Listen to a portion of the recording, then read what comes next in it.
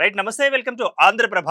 ఇటీవల కాలంలో మరి అన్వేషి చేసిన వ్యాఖ్యలు దుమారాన్ని రేపుతున్నాయి. అదేవిధంగా మహిళల్ని కించపరిచేలాగా కొన్ని వ్యాఖ్యలు చేయడం, అదేవిధంగా హిందూ దేవతల మీద కూడా మరి మాటలతోటి దాడి చేయడం, అదేవిధంగా ఇటువంటి వీడియోలని నేను చేస్తాను అని కూడా చెప్పడం. మరి ఇదంతా కూడా నా అన్వేషకుడు లేదా అన్వేష్ అనే వ్యక్తి మరి విదేశాల నుంచి వీడియోలు చేస్తూ ఆ వీడియోలలో మరి తన యొక్క భావజాలాన్ని చొప్పించి మరి హిందూ మతాన్ని అదేవిధంగా హిందూ దేవతలను కూడా మరి నొప్పించేలాగా, అదేవిధంగా వారిని యొక్క మనసును గాయపెట్టేలాగా, ఆ మతానికి సంబంధించిన వ్యక్తులను కూడా గాయపెట్టేలాగా ప్రవర్తిస్తున్న తీరు మీద మరి పూర్తి స్థాయిలో విమర్శలు వెలువడుతున్నాయి. ఇప్పుడు ప్రస్తుతానికి మనతో పాటు జూమ్లో సిద్ధంగా ఉన్నారు రవికుమార్ తనికెళ్ళ. వీరు విశ్వ హిందూ పరిషత్ భాగ్యనగర క్షేత్ర, అదేవిధంగా ఆంధ్రప్రదేశ్ తెలంగాణ రాష్ట్ర కార్యదర్శిగా ఉన్నారు. అదేవిధంగా ఇటీవల కాలంలో జరిగిన విజయవాడలో జరిగిన హైందవ సభకు కూడా కన్వీనర్గా వ్యవహరించి ఉన్నారు. ముందుగా వారికి మనం వెల్కమ్ చెప్దాం. నమస్తే అండి రవికుమార్ గారు. నమస్తే అండి. రైట్ అండి. ఇప్పుడు మరి ఇటీవల కాలంలో కూడా అన్వేష్ అనే మరి యూట్యూబర్ ఇటీవల కాలంలో దేవతల మీద చేసిన వ్యాఖ్యలు, జీన్స్ ప్యాంటు టీ షర్ట్ల గురించి చెబుతూ మరి దేవతలకు కూడా ఆపాదిస్తూ అటువంటి అపవిత్ర పదజాలం ఉపయోగించడం జరిగింది. ఇప్పుడు అది ట్రోలింగ్ కూడా అవుతోంది. దీని మీద మీ యొక్క వ్యాఖ్య ఏమంటారు? అన్వేషు అనే వ్యక్తిని ఏదో దేశంలో పుట్టినప్పటికీ అనేక దేశాలు తిరుగుతూ అనేక దేశాల్లో ఉన్న మంచిని ప్రజలకు చూపిస్తాడని అందరూ ఆశించి అతను సబ్స్క్రైబర్గా మారి అతను యూట్యూబ్ ఛానల్ సపోర్ట్ చేశారు. దేశాలన్నీ తిరిగి జ్ఞానాన్ని సంపాదించాడు అనుకున్న వ్యక్తి ఒక దేశ దిమ్మరిలా తయారయ్యి చాలా దారుణమైన స్థితికి అతను దిగజారిపోయాడు. ఓకే. ఇతడు వినాశకుడుగా తయారయ్యాడు, అన్వేషకుడుగా తయారకాల. ఇవాళ సమాజంలో శాంతి భద్రతల సమస్య రావడానికి కారణమవుతున్నాడు. ఒక మతాన్ని కించపరచడమే కాకుండా దేశ సార్వభౌమాధికారాన్ని కూడా ప్రశ్నించే విధంగా, దేశం యొక్క పరువు ప్రతిష్టల్ని బజారు కీడ్చే విధంగా ఈ అన్వేష్ అనే వ్యక్తి మారాడు. చూడండి, ఇతని వ్యాఖ్యలు అనేక వీడియోల ద్వారా ఇతను చేస్తున్నటువంటి ప్రయోగము చూస్తుంటే పని కట్టుకుని హిందుత్వాన్ని, భారతదేశాన్ని ప్రపంచ స్థాయిలో అవమానాలకు గురి చేయాలి అన్న టార్గెట్ తో ఇతను వెళ్తున్నట్టు కనిపిస్తున్నది. ఇతనే స్వయం ప్రేరేపిత మహామేధావిగా ఇతను భావించుకుని అనేక అంశాలు స్పృశిస్తూ వాస్తవానికి విరుద్ధమైనటువంటి కామెంట్లు, విమర్శలు, వెకిలి చేష్టలు, వెకిలి మాటలతో సభ్య సమాజం తలదించుకునేలా ఉంది ఇతని ప్రవర్తన. ఇప్పుడు చైనాతో పోలుస్తూ భారతదేశం యొక్క పరువును తీసే విధంగా మాట్లాడాడు ఒక వీడియోలో.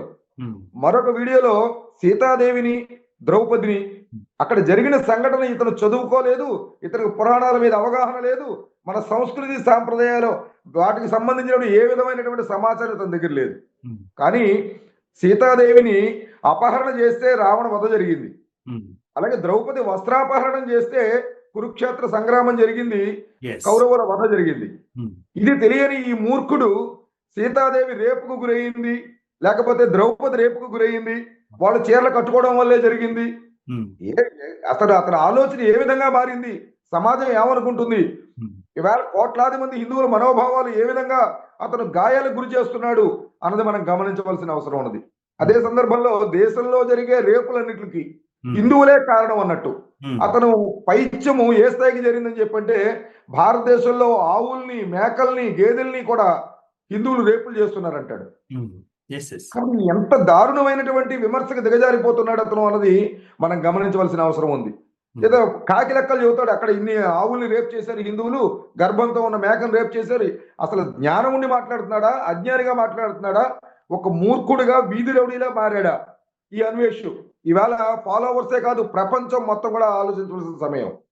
అదే సందర్భంలో ఇవాళ సమాజాన్ని దిశానిర్దేశం చేసి హిందూ ధర్మానికి పునాదులుగా మనం భావించేటటువంటి పురాణ ప్రవచకులు ఎవరైతే ఉన్నారో అటువంటి గరికపాటి నరసింహారావు గారు లాంటి మహనీయుడు బ్రహ్మశ్రీ నరసింహారావు గారిని కూడా విమర్శించడము, ఆయనకి శుంతి చేయాలని అడగడము, కోసేయాలని చెప్పడము, మానవయవాన్ని కోసేయాలని చెప్పడము ఏ స్థాయి పైచ్యమండి అన్వేషిది.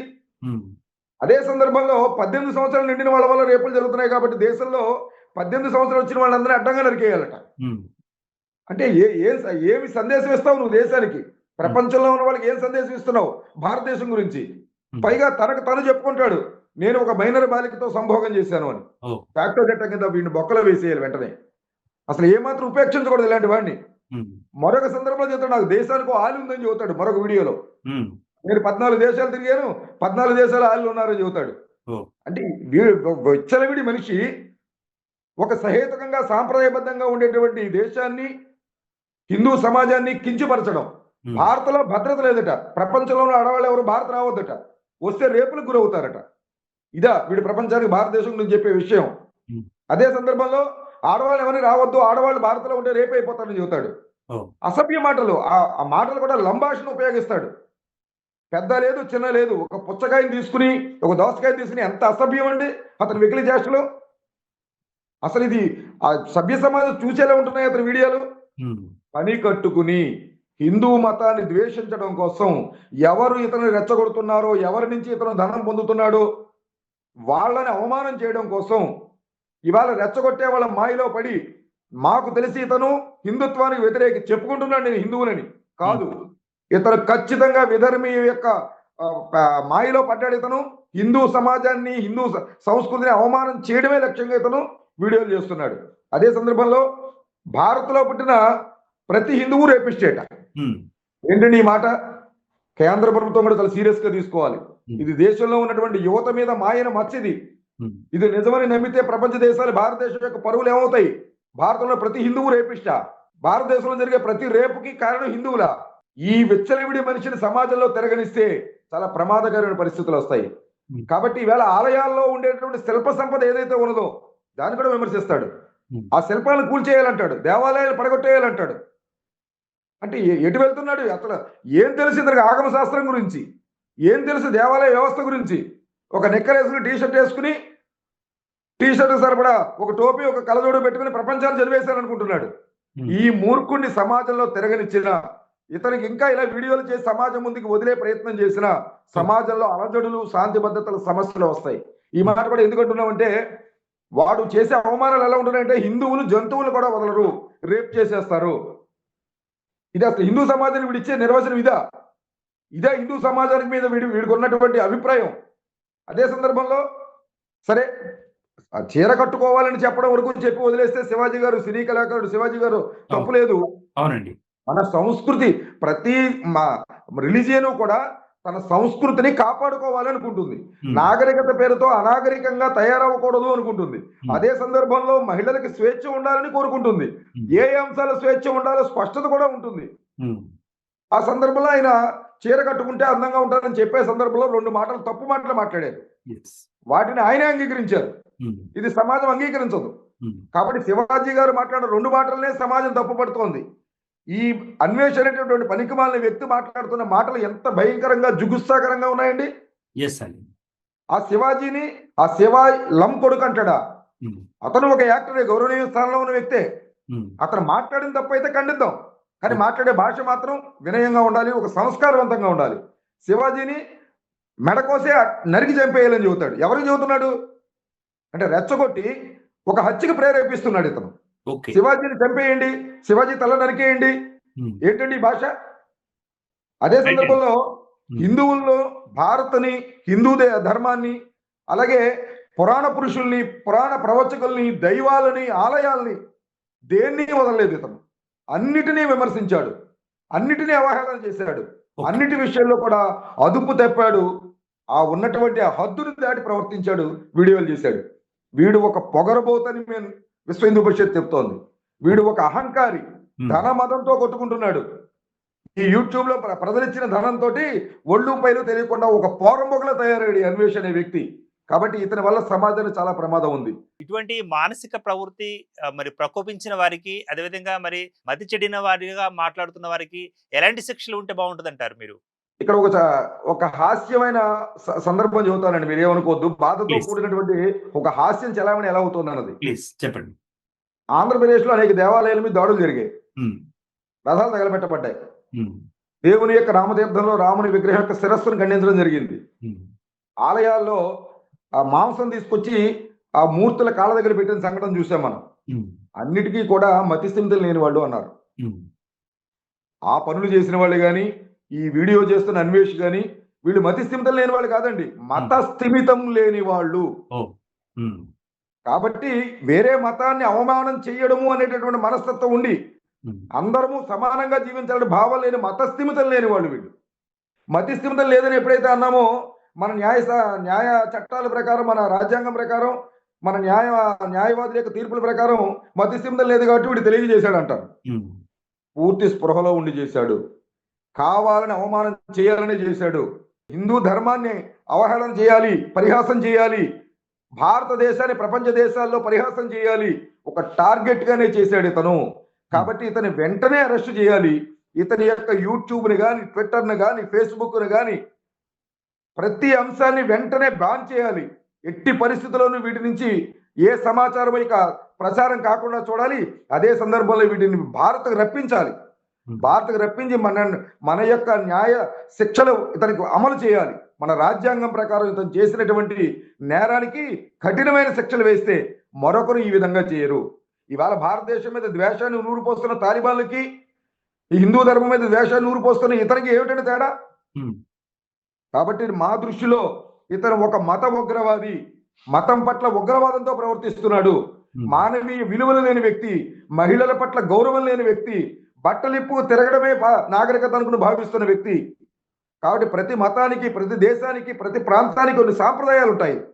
సాంప్రదాయాన్ని గుర్తించాలి, గౌరవించాలి. అదే సందర్భంలో మన స్వేచ్ఛను మనం కాపాడుకోవాలి.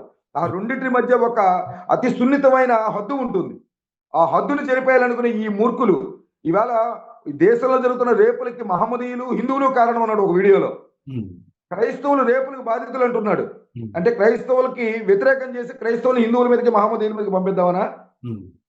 కాబట్టి ఇటువంటి వాడిని సభ్య సమాజంలో తిరగనివ్వడము, వీడిదో ఆదర్శ మహాపురుషుడిగా వీడు ఒక వీడియోలు చేసి సమాజానికి అందించడము, యువతని పాడు చేయడము, మత కల్లోలాలు, శాంతి భద్రతల సమస్యలు సృష్టించడానికే కారణమవుతుంది. కాబట్టి వెంటనే ఇతను బాగా తీసుకొచ్చి అరెస్ట్ చేసి విచారణ చేయాలి.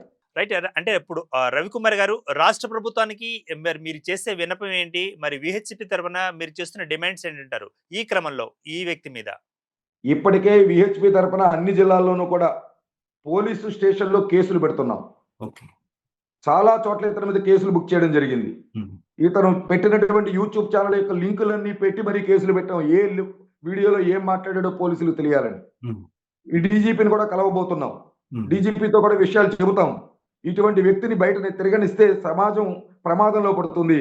కాబట్టి వెంటనే భారత్ తీసుకురండి, అరెస్ట్ చేసి న్యాయస్థానం ముందు నిల్చోబెట్టండి. ఇంకొక వ్యక్తి ఇటువంటి పనులు చేయాలంటే భయపడే వాతావరణం ఖచ్చితంగా రావాలి. ఇది విశ్వ హిందూ పరిషత్ డిమాండ్ చేస్తుంది ప్రభుత్వం. రైట్ అండి. ఇప్పుడు మరి అన్వేష్ ఒక్కరినే మనం కట్టడి చేస్తే అటువంటి అన్వేషులు ఇంకా ఎంతో మంది ఉన్నారు కదా సోషల్ మీడియాలో. వారి గురించి మీ యొక్క వ్యాఖ్య?